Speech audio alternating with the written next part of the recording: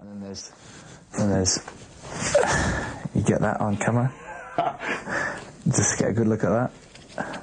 It's very interesting. Yeah, still going strong. Unfortunately, there's a few left in here, but I don't know, they just must have got missed. Okay, they get the charity auction bait. There's no charity with these. They are too good for charity, those things. I can't view it any other way. I cannot literally go into a game feeling like I haven't prepared. It's just not, it's not something I'm prepared to accept. It's not something I can actually do as a person.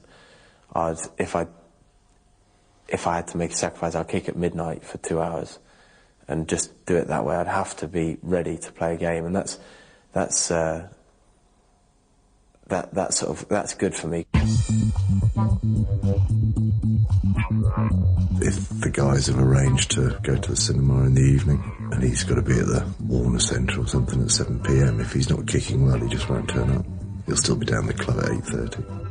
He won't say, I've got to stop kicking now because I'm going to the cinema. It's a case of, I'm not going to the cinema because I'm not kicking well. And that's all part of this mental preparation. Kicking nowadays is 3 points, and the difference between a win and a loss is the width of a post.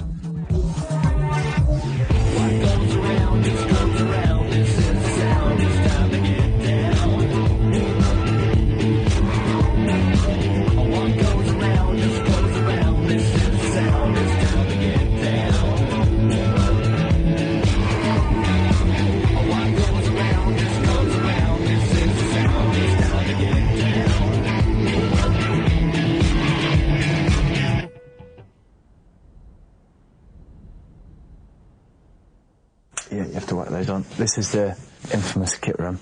Just tell me how you decide what pair of shoes to wear. What pair? I bet you wear the same ones every time. I do, all the time, yeah. These are going very well at the moment. These are my, they're my... they're hot favourites. Yeah, they're kind of getting worn a lot casually.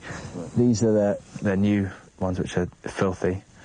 I've got some more of those down here, actually. A lot of these shoes are very, very strange, which I kind of picked up out of curiosity and will probably never ever wear, so that's my excuse for some of what's down there, although golf shoes like these with ridiculous embroidery on, which I'm thinking of been taping that over.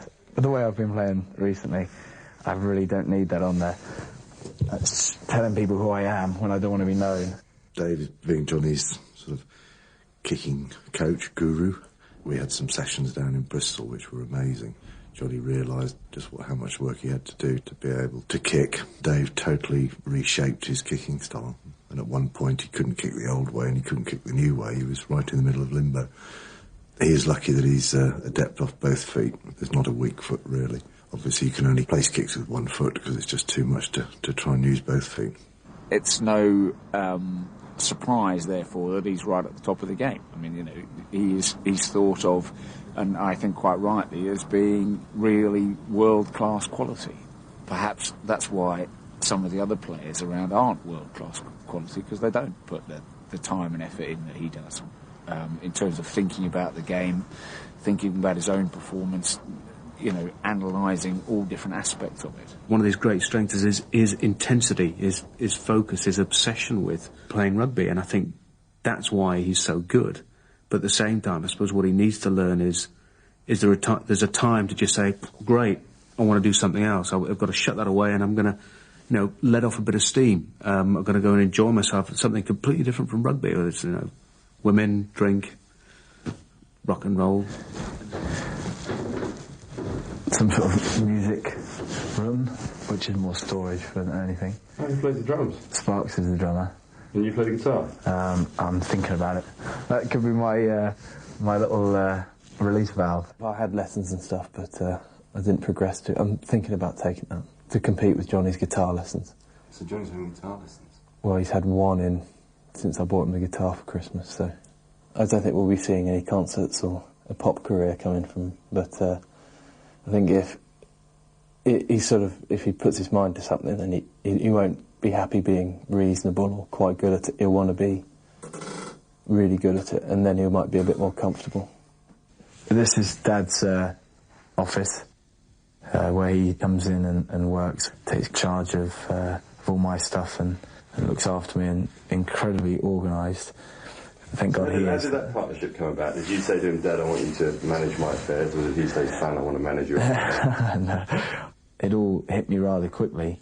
I suppose I kind of said, yeah, I'd like him to do that, and he also knew that he needed to look after me. I moved a long way from home and suddenly had things coming in that were probably a bit too much to deal with. He's in demand, and most of my job is to ensure that it doesn't encroach upon the rugby time.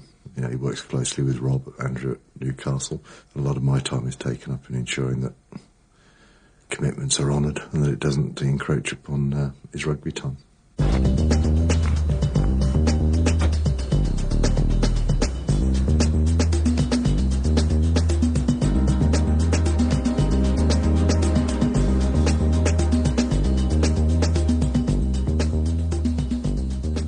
My dad would just sort of sit there and talk it through, whether I feel I can cope with that. Often, yeah, if a photo shoot is set and I feel like this week I need to do an extra amount of practice kicking him so because it's not feeling right and it hasn't been a great week, one thing I'll take the axe, as it were, and that'll be the photo shoot. The bottom line, the mission statement, as it were, was that nothing ever interferes with the rugby side of things.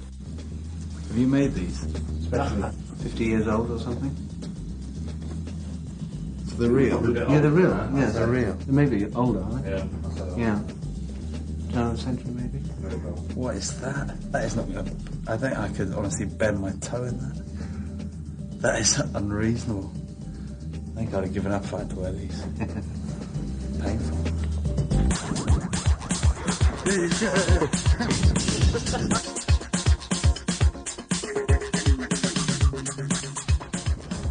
You know, you look a bit like Guy Ritchie.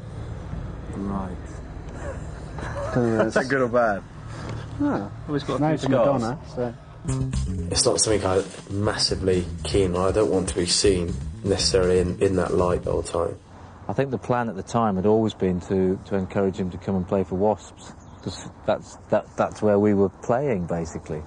And then when the game went professional and everything was turned upside down and I went to Newcastle and Steve and Dean were the first two people that came with me, we decided that it was probably better for us all, and Jonny, that he came to Newcastle, because then we could have him playing for the club Newcastle rather than anywhere else.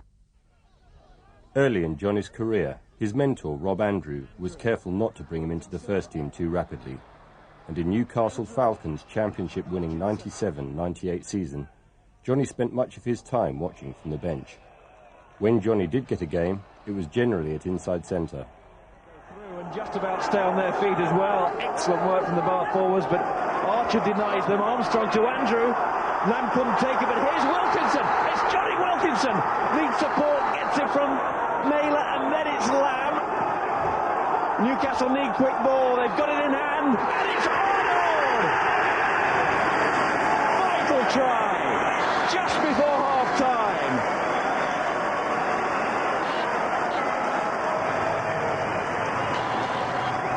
Well, that's a big score for Newcastle.